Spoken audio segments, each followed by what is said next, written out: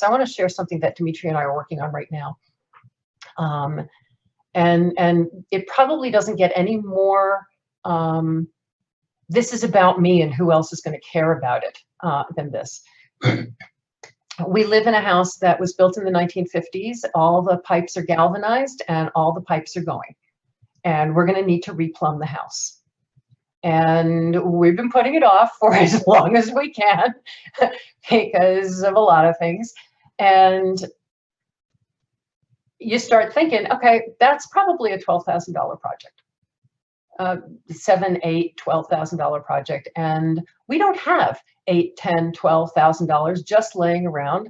So what are we going to do? How are we going to do it? Are we going to ask? Are we going to get a loan? Are we going to? And that's where we go.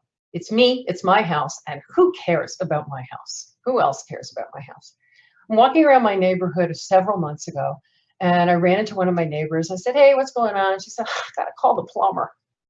What happened? She said, you know, there's this leak over my bun. I know I'm going to have to replumb the whole house, but she says, and they just did that down the street the other day, and they said it was just a nightmare. And suddenly I went, and who else cares about this? My entire neighborhood is leaking. And what would it look like if we all got together and went to a plumbing company and said, can we get a discount? So then you start thinking, okay, well, even with a discount, many of us still couldn't afford. So even if it was 25% off, 30% off, many of us don't have $5,000 laying around or $7,000. So we need a loan.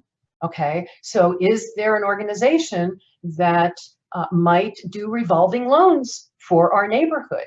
And then you start thinking, well, who else cares about this? Who else cares about this is the fact that we live in a desert. I'm in Tucson, Arizona. We live in a desert. When it comes to the potential for thousands of gallons of water spewing all over the place because somebody's pipes go, suddenly the city of Tucson might care about it, the water department might care about it. And sure enough, we start finding, well, there's pools of loans over here, and this organization is organizing. And so we're talking about doing a collective enoughness project that might pull together a pool of loans and potentially discounted plumbing, so our whole neighborhood has access to. And so the answer to who else cares about the fact that my house is leaking, it's again just asking those different questions. And Laura, the relief that it felt, because when it was us, you know, my brain went into, oh God, what are we going to have to give up so that we can replumb the house? And you go right into that at the base of the spine thing. So how do you then, when you in that example, so that's I see in many ways that leads to relief. You know, you're not alone, building community, and that also sounds like a very detailed, complex project that you've just birthed. So, like, that's a whole other, you know, half-time job. It is, and it's not. And the reason I say that is you think about getting a loan for yourself, replumbing your house, that's a huge project all by itself. Yeah. Gathering everything you need, finding a lender that will look at you and not say, well, you've got this and you've got that. So what we tend to do is we tend to see this as a big project without realizing that this is a big project too if we did it on our own.